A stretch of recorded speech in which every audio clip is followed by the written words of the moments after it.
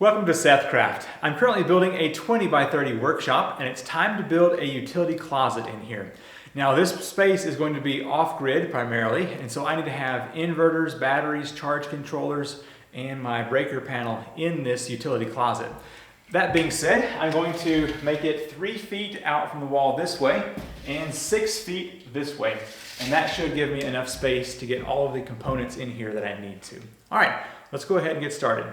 Just for your reference, the 6-foot mark is right here on this wall, and that's the space where this utility closet is going to take up.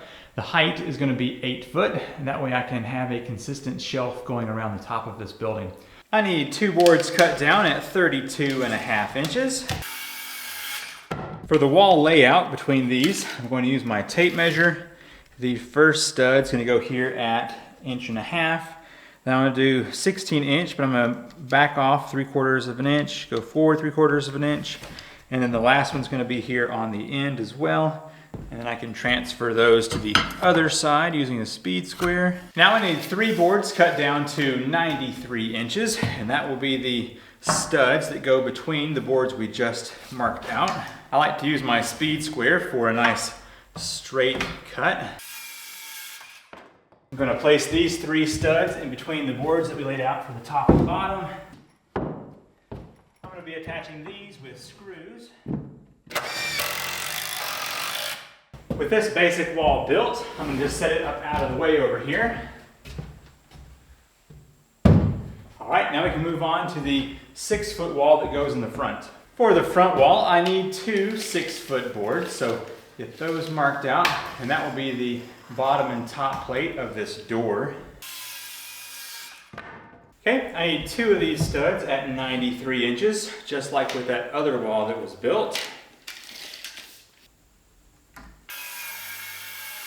Keep in mind this is not a load-bearing wall, so I'm going to put the top plate up there, bottom plate down here, and then those 93-inch studs will go between these on the ends.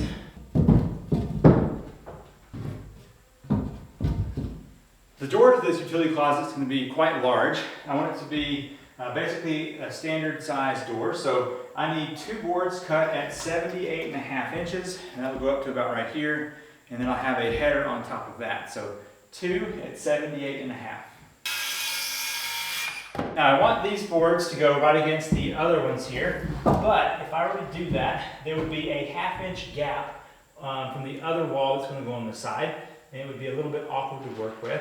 So what I'm going to do is add some 1/2 inch OSB sandwiched between these 2, and that will make a square corner on the end. So let me get some OSB real quick. I'll cut that at about 78 inches, and we will sandwich it between these 2 boards. All right, I've got some 1/2 inch OSB. I'm going to measure this out to about 78 inches. I might do just a little bit shy of that. Now this is also a little bit too wide, so I need to cut this down. Let's see, it's like a little bit over 3.5 inch. So let me rip this down to about 3, and then we'll be good to go here.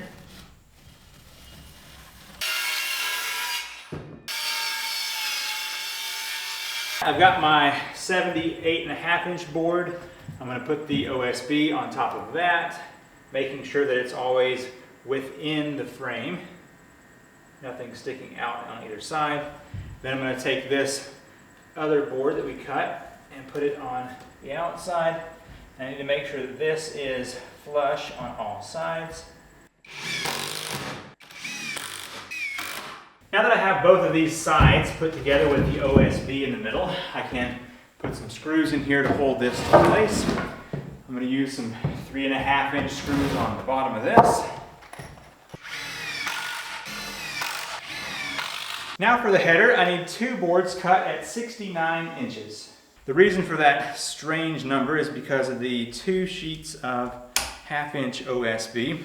All right, I have 2 boards cut at 69 inches. Now this also needs to have the OSB in between because it needs to be 3.5 inches instead of just 3 inches. All right, get this header put into position here. That will span the gap between these 2. All right, I can get all of those locked in together.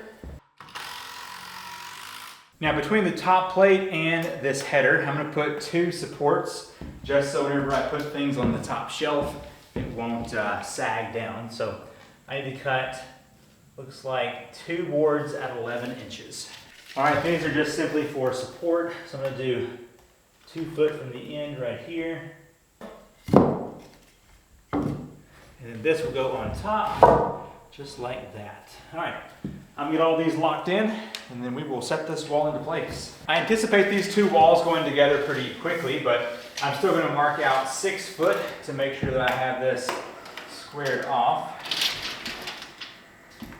Now I'm gonna move out 3 feet from that.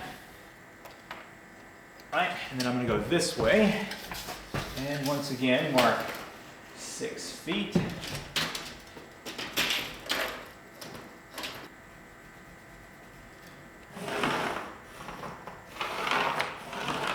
I'm going to get a few screws started in here. So whenever it's set into place, it'll be easy enough to lock down. All right, I'm going to move this short wall into position here. I can use the guides that I just drew on the ground as my placement markers. I'm going to use some 3.5-inch screws against the wall over here, but first I need to use a level to make sure it's straight up and down. All right, I'm going to use a level here, make sure my wall is where it needs to be. That is where I want it. Yep, that's good to go. Now it's time to get this door wall swung up into position. Now there's no room on the bottom for this to be screwed into like the other one was.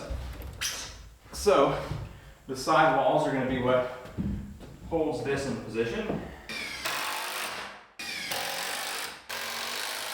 The last thing I'm doing to make this complete here is to take a 2x4, place it into the cavity of the wall from the outside, and that's going to be used to screw into to hold this wall into place down here towards the top and the bottom. So I'll go ahead and get some screws in this.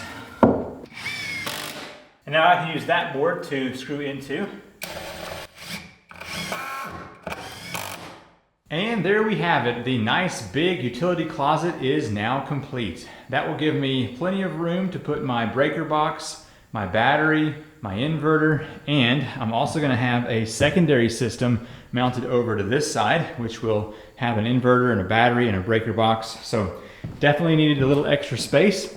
And I do have a little extra room up top here that I could add some shelving if I wanted to keep some various components up there. I like it. It's going to be really good. So I will be insulating this space because these inverters can be a little bit loud as they are running. And I want to make sure that I have plenty of quietness out here in the main part to be able to film and not hear those fans kicking on. I'll probably also be doing an insulated door, just that rigid foam board here, and have it open up there. But anyway, I like it. Without you, I did cut out the bottom plate there so I can walk into it without tripping. And I will be coming back later on, and I will add some boards between here to match up over here, and that will allow me to put a top on here, and it will become a storage space. I'm gonna have a ladder that will be able to clip into this space up here, and I can access all of that. But that's for a later video. Like I mentioned at the beginning of the video, I am building a 20x30 shop, and this is just one small step out of a whole bunch. So if you haven't subscribed, make sure you do that now so you can stay tuned when I actually do put the inverter and battery and charge controller in this space. I'm Seth with the SethCraft Workshop, and I will see you in the next video. Bye.